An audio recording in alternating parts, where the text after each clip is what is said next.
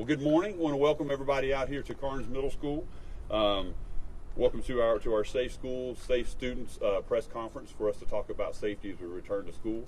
I see behind me we have both Knox County Sheriff's Department and the Knoxville Police Department, as well as some other agencies that we partner with, as well as our county mayor. Thankful for everybody for being here today.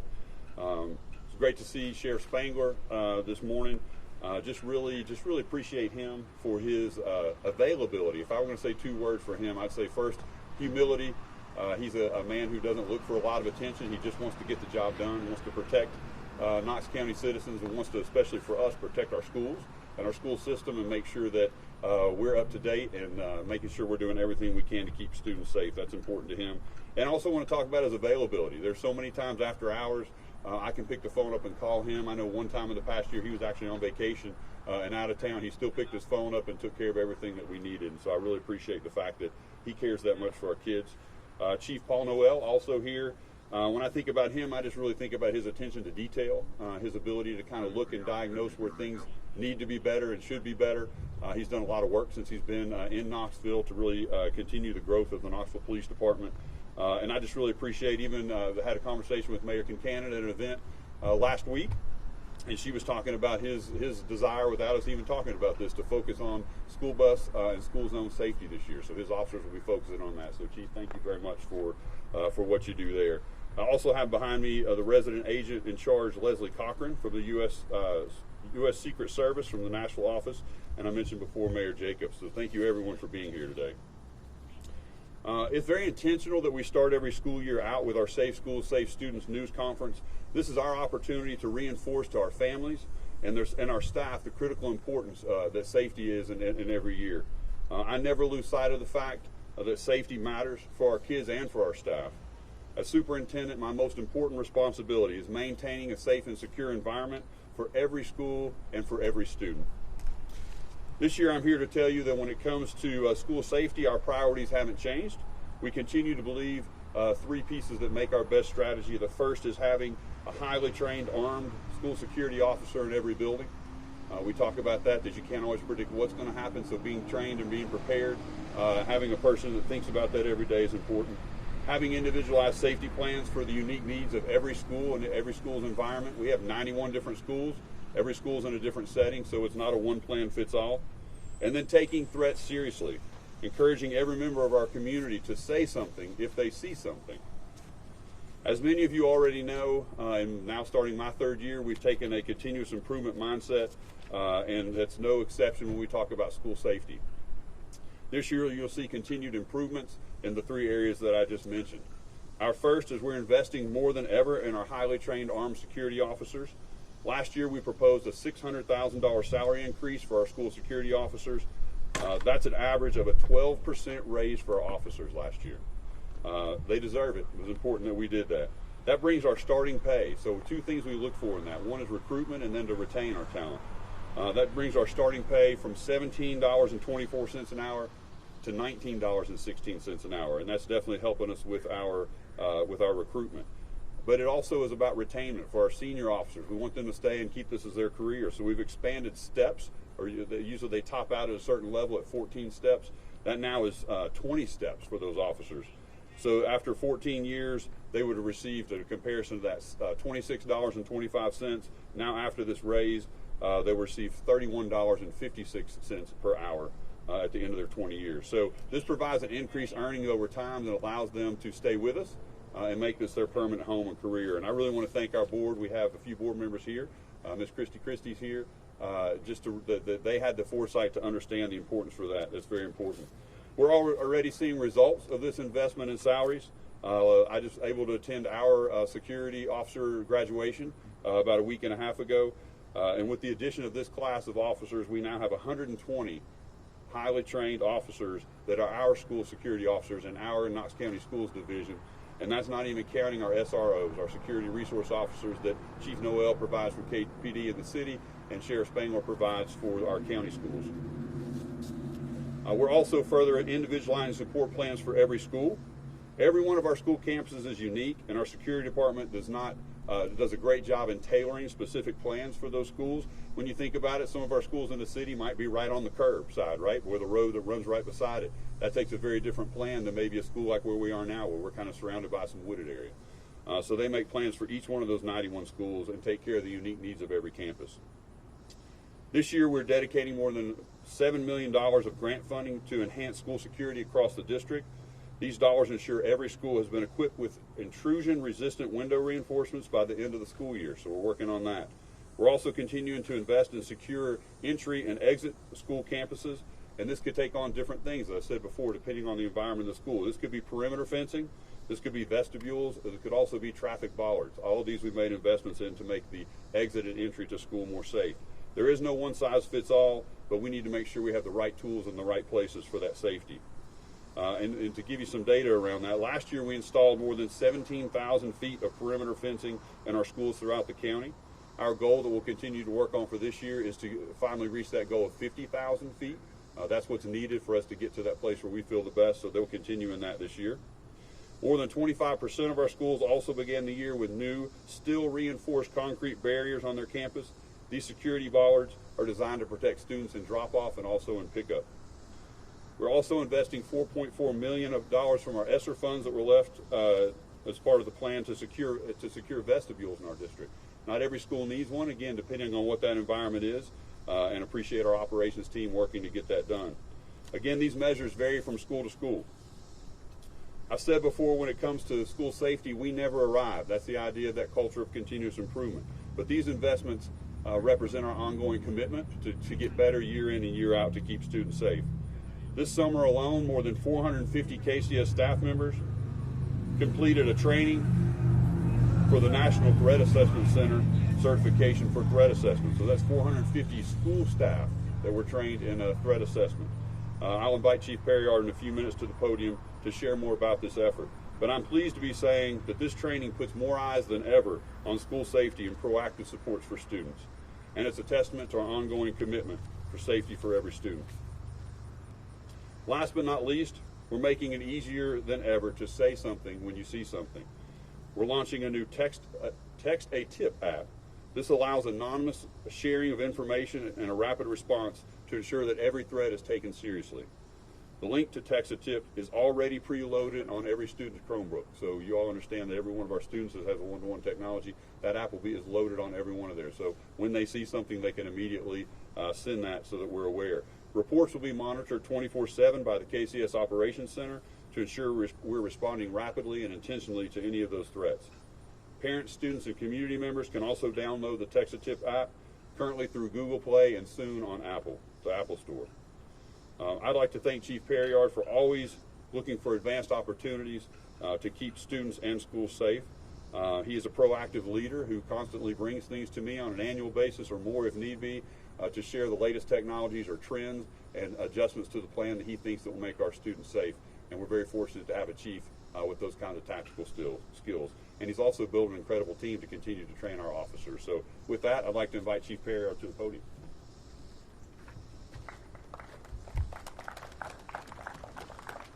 Good morning.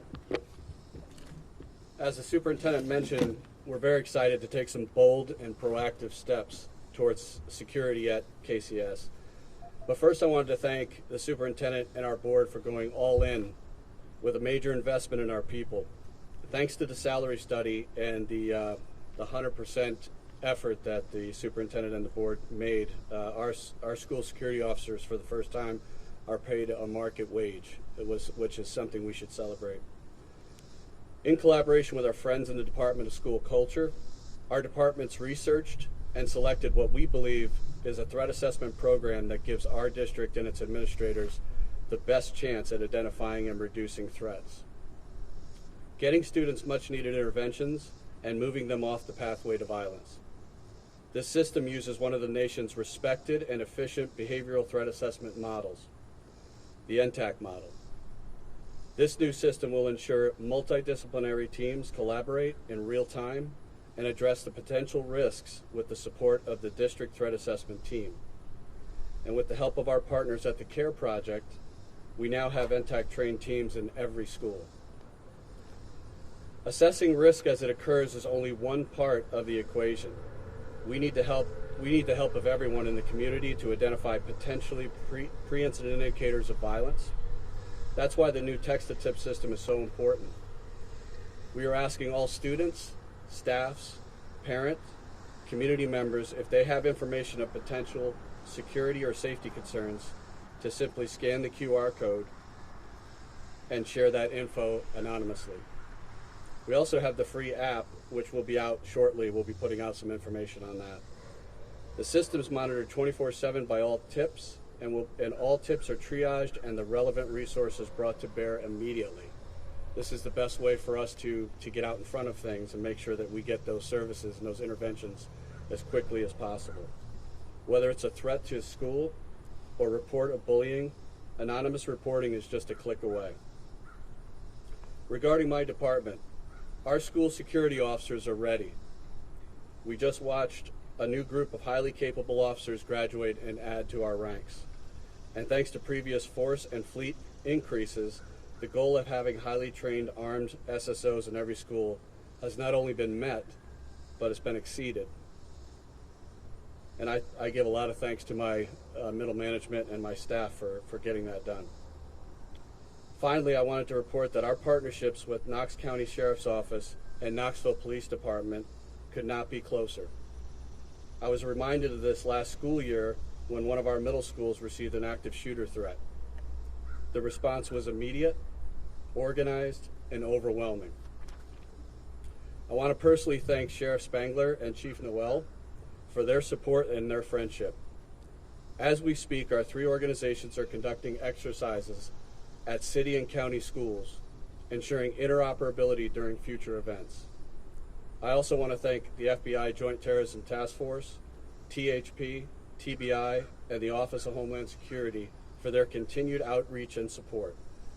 And now, I'm pleased to introduce another great partner to KCS, Regional Agent in Charge, Leslie Cochran from the U.S. Secret Service.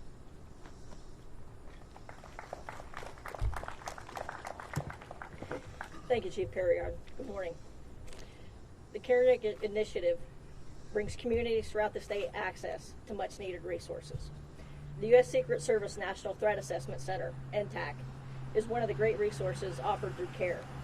Secret Service established the National Threat Assessment Center in 1998 to provide research and guidance to support our protective mission. A short time later, Congress authorized to take that research out to our local law enforcement partners and community groups that are subject to targeted violence, such as church groups and schools. The results of the research shared has now brought us to training and offered opportunities to our communities throughout the state, all of which brings us here today. One of the common goals for all the entities represented here today is to prevent instances of violence and self-harm in our schools. Chief Perriard has embraced the NTAC model, and with his efforts, 450 members of the Knoxville Community School System have put the work in and been given the information needed to assist them on how to identify, intervene, and apply an appropriate response or resource to the various situations they will encounter. Incorporating the NTAC curriculum establishes a solid foundation for addressing the continuing challenges of providing safe learning environment in each of our schools. The United States Secret Service is thankful that we're able to provide such a great resource to assist our partners and the communities that we live and work in. Thank you. Turn it over to Chief Noel.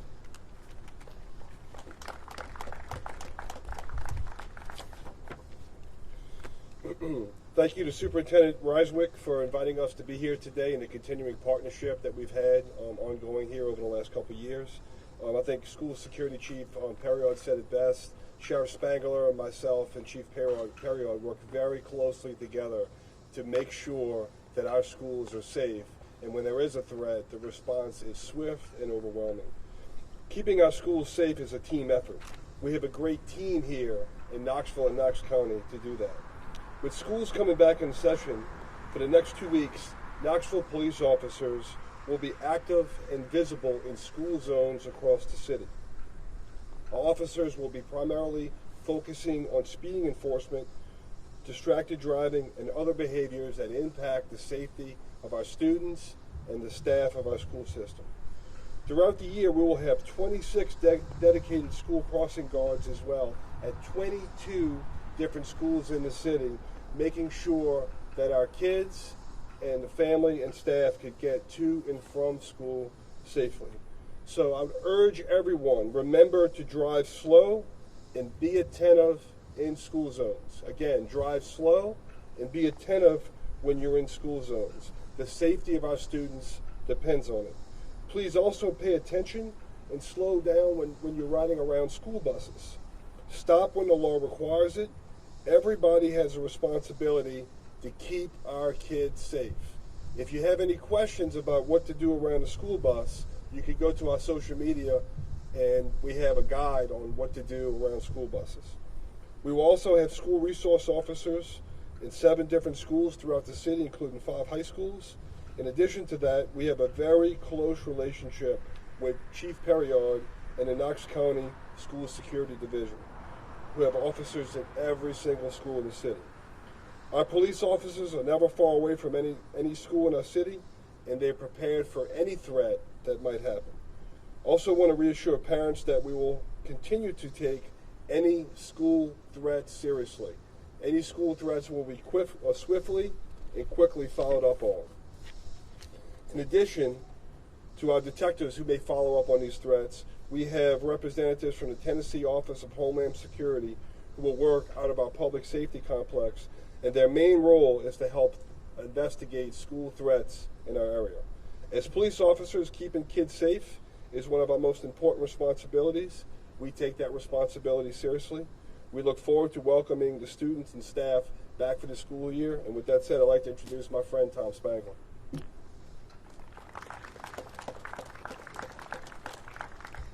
Morning, everyone. Thank you all for being here. I want to echo exactly what everybody else has said before me, and especially with Chief Noel. We will have in the Knox County Schools that we will be covering, we'll have our officers out there for the next several weeks, our traffic division and also our officers that are assigned to our schools. And everybody, as Chief Noel has said, everybody's prepared. Everybody's prepared again this year to make sure that our students and the school staff are safe. And one of the things that I mentioned last year, and we're going to make sure that it happens again this year, as far as any school threats that are made, we will, as the chief said, we will investigate swiftly and quickly, and those things will not be tolerated. We're going to make sure that we enforce those laws and make sure that those individuals who make any kind of threat to our school, our student, our teachers, or anybody like that, we're going to make sure that we prosecute you as best as we can and make sure that we make an example of those people. There is no need for that, and again, we will not tolerate it. Safety is one of the biggest issues that as far as law enforcement is concerned, and I know not only just with law enforcement, but our teachers and our students as well, but please, as Chief Noel said, please slow down in the school zones.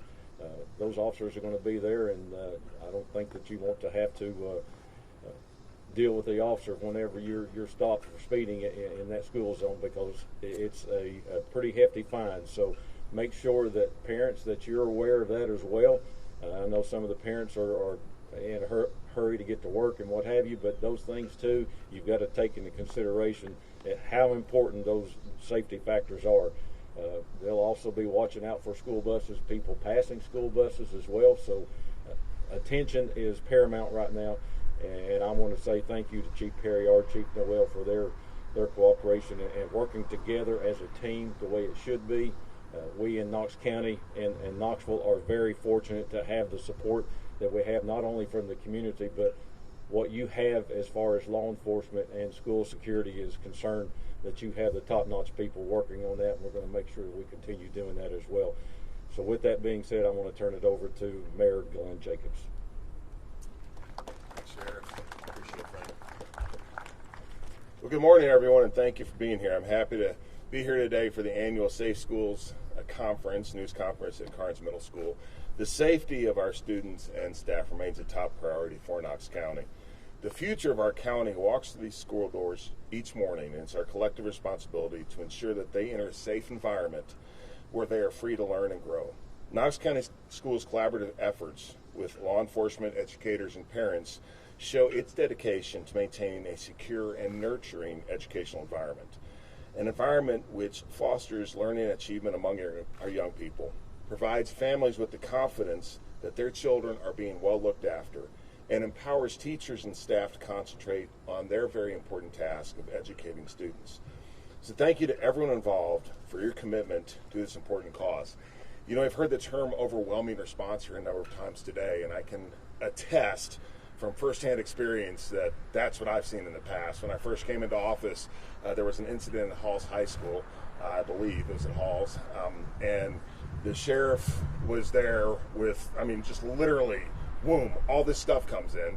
Thankfully, it was only a car that had backfired, but nevertheless, it shows you their commitment and their preparation if something that we would never want to see occur does happen.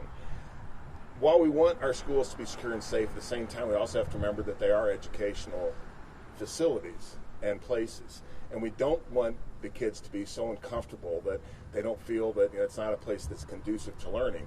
And that's something that I've said, there's a balance there, and that's something that's really impressed me, is what a great job that all these organizations and agencies do. For instance, when I've visited schools and see the SRO, SSO, officer, or deputy, it's really neat to see the kids run up and give them a high five and the interaction that you see there. So they're an important part not only for the safety of our students, but also in the community that a school represents. So again, I think that everyone here does a tremendous job of ensuring the safest possible environment, while also one that is conducive to education. So let's continue working together to keep Knox County Schools a place where students can excel in a safe environment. Thank you, and now I'll turn things back over to Dr. Rysewyk. Thank you. Thank you, Mary Jacobs. Again, we are truly blessed to live in a community where we have a mayor who shares the vision for the school system, understands the importance of raising the next generation and what that means for Knoxville's future. So just his presence here today shows he also understands how important school safety is. So I appreciate that. I want to thank everyone for coming today. We've talked a lot about prevention. We've talked a lot about reporting systems. And I think you've seen today reporting systems are great, but if you don't have the response that can come from behind from the partnerships, then they're kind of useless, right? So I want to say again, thank you to both Sheriff Spangler and Knox County Sheriff's Department and Chief Noel and Knoxville Police Department and everything that they do for us. I do want to say this too, it was mentioned briefly, but we don't just work together, we also train together. So today, Fulton High School and Carter, those two communities, we're actually working some drills together there. Our whole purpose in those drills is so that we practice what we hope never becomes a reality. But if it does, we're ready. So we really appreciate that as well. And I also want to take this opportunity just to welcome our teachers, families, and students back on August 8th. So thank you very much. You guys have any questions you would like to ask? Yeah, I'd love to. We're going to take just a few questions. Chief Perriard, can you kind of walk us through how the text-to-tip will work for parents? How can they access that if Sure. they don't have the QR code to scan? How can parents get to that so they can have peace of mind? Sure. Not only, as the superintendent mentioned, there's going to be a link on every Knox County device that we issue to their kids, but also there'll be links. There's radio buttons as of today in our websites that they can click on. They can go to either our landing page or on the main page to actually click text to tip, and that's something right at the top of the screen. And then also we're launching an app as we speak, which we'll be putting out other posters for all over the schools. We'll also put it on the website that they can download from the App Store or from Android. So they'll have multiple opportunities to reach out to them. And then parents can always opt to call our office as well, our security office, and that's on our website as well. We try to stay as open as possible to parents to be able to reach out to us and have that relationship. And we get obviously great feedback and advice and kudos and complaints and whatever they have. But we want to make sure we hear our parents and listen to them. And obviously they're some of the first people that see these pre-incident indicators of potential violence. So we want to make sure we have that open dialogue at all times. So that's 24 hours a day, 7 days a week. We have people trained at a desk, and they are in real time. Either you can communicate directly with them through the app anonymously, or you can just send one time information, but they're literally communicating, and then that information is triaged and given out to folks within our departments, cross departments, and with our law enforcement partners if needed. So that's something that's brand new this year that we're very proud of, working with other departments to do. So, In that information, what can parents give you all that will streamline this? Obviously, nothing's too big or too small, but what are you all hoping to get in that to make this process seamless in protecting schools? Absolutely. A lot of times, we get information's brought to parents' attention after hours, and that's been problematic because they didn't know who to call. Obviously, there's administrators are out of the school at that point, so a lot of times there was a gap between who we would notify. Obviously, sometimes it's not at 911 appropriate. It's just information. So we hope that we've closed that gap. We know we've closed that gap in that after hours now, that parent can send information and there's somebody receiving it on the other end. Not only that, but members of my team and staff actually get a nudge as well, so that there's multiple people seeing every particular tip, and we will take everyone seriously. Things that a kid tells another kid comes home, tells his parent. It's very important to get that information to it as quick as possible, because the quicker we get out in front of it, we can do restorative practices. We have intervention-based strategies that my partner Janice Cook will talk about at some point. But it's really important we get the information quick and timely to the right folks. Sometimes that's a Title IX complaint. Sometimes that's a bullying complaint. But we're going to make sure that we're on the front lines listening to the parents, to the community, to make sure that we get that information to the right people. I've got a question about bullying, specifically a new law passed that says bullying and cyberbullying can be prosecuted as an assault. How is the school and law enforcement going to work together to address those concerns from parents? Because a lot of times those types of things can happen at school. Well, as you know, the law also states that we have to investigate it ourselves within 24 hours, so we want to make sure that we take every one of these complaints very seriously. Sometimes it's a beef between two students, sometimes it is bullying, and we need to get out in front of it. I will tell you this, I have full confidence in the relationships that we've already built with all the other incidents we deal with and we vet, that any bullying incident that is serious, we will make sure it gets to the right people, and if necessary, prosecuted. Is that something that students and parents can report on this app? Absolutely. In fact, the app has a lot of drop-down boxes to guide the person through the process, and it actually tells you what things that really we're looking for, the top 10 things. Bullying is one of them. Thank you. Absolutely. Two questions. Is this app, there's a growing Hispanic population in Knox County. Does this provide bilingual support? Yes, it does. And then I have another question. Last year, our state legislature expanded the definition of zero tolerance offenses. How are you working with the culture department to make sure kids are educated on consequences? What they might think is a joke is not really a joke. Absolutely. Well, I don't want to steal my partner's thunder at school culture, but she's amazing. But basically, the whole child support program, there's a whole child support team at every school. And a lot of those intervention-based strategies are there. The team can constantly see how and the cool thing about even threat assessments is a lot of times it might just be a transient threat where kids were having a fight and they make it, well, we don't want to prosecute every kid for making a threat, right? But if that type of thing happens, we have a whole child support team. We have a district leadership team, district threat assessment team that Janice and I both sit on, and we constantly evaluate and see whether the child how they're responding to the intervention-based strategies, helping them get back to a school environment if there is expulsion. But there's a lot of resources now that we've layered in to make sure that all those things happen. Absolutely.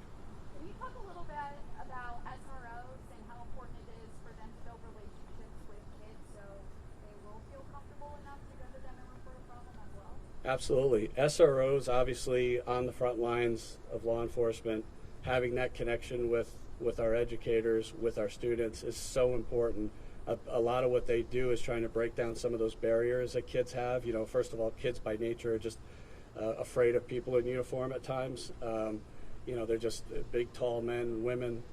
But I will tell you that what I see out in there is I see SROs getting down on one knee, talking to these kids, doing an amazing job, as our SSOs are doing. and being the first line of information sometimes of this information from the kids because they feel they can trust those people in uniform. I know that's always a constant thing that we're going to have to fight against, preconceived notions and misconceptions about what their role is, but I can tell you the SROs out there, both from the county and the city, are consummate professionals. They do an amazing job of building those relationships with the kids, as do our SSOs. And we all kind of work together. Sometimes it's the counselor that gets that information, but we want everybody to be approachable, and so that child knows that they have support if they just see something, say something. How do you calculate which school gets just an SSO versus which gets both SSO and SRO? How's that? Well, each department has to decide on their own resources. I won't speak to everybody's department, but I can tell you we constantly meet to strategize where things are. We share data. Obviously, that's another issue is as data is brought in, we make sure that we're putting folks in the right places. I'm sure you're aware of the broken windows theory. We're big fans of that. We share information on a weekly basis to make sure that we can move resources around as a school district, and my partners do that from time to time as well. But I won't speak to actual deployments just because, as you know, we don't want to give too much of the information away as to where people are specifically. You guys earlier were talking about fences and adding more security and stuff around, but how do you maintain that balance of, well, I've heard people use this word, not making schools kind of like prisons, making them Absolutely. inviting for the students. Talk about the importance of that balance of, Sure. you know. Yeah, and this has been, look, I mean, we all can remember a day when we went to school and you could walk in from any angle. There was doors open all over the place, and it was an open and welcoming environment. I joke around, it was free-range chicken, right? We were running everywhere. We're not in that world anymore, and we've, as a society, I think we've accepted, especially parents have demanded, that we have certain layers of protection. We know using research from NTAC and other organizations, the Justice Department, what statistically what mitigation strategies we have to embrace. But at the same time, we're very thoughtful about everything that we put in place because we realize each thing we put in place, whether it's these bollards over here or whether it's an external fence line, it does change the culture of a little bit, and we have to realize that culture gets impacted, and it's a cost-benefit analysis. Like, how much mitigation do you want to do? And then at one point, is it going to ruin the education process? So we think about things very intentionally. We make sure that we start with the most important and recommended and researched things such as perimeter fencing, layered access control, visitor management systems. Those are the things that we focus on first. And then as we look at the emerging threat in the communities, whether it's in other cities or adjacent to us, you know, what happens there could happen here. So we have to think about what mitigation strategies we may be needing in the future. So we're definitely looking at things such as analytics and more advanced programs to monitor the organization so that we can keep our kids safe. I've got one more. We'll Yes, make ma'am. this the last question. Yeah. Part of the idea of safe schools and safe students, a lot of that piece comes from mental health and access to resources for students.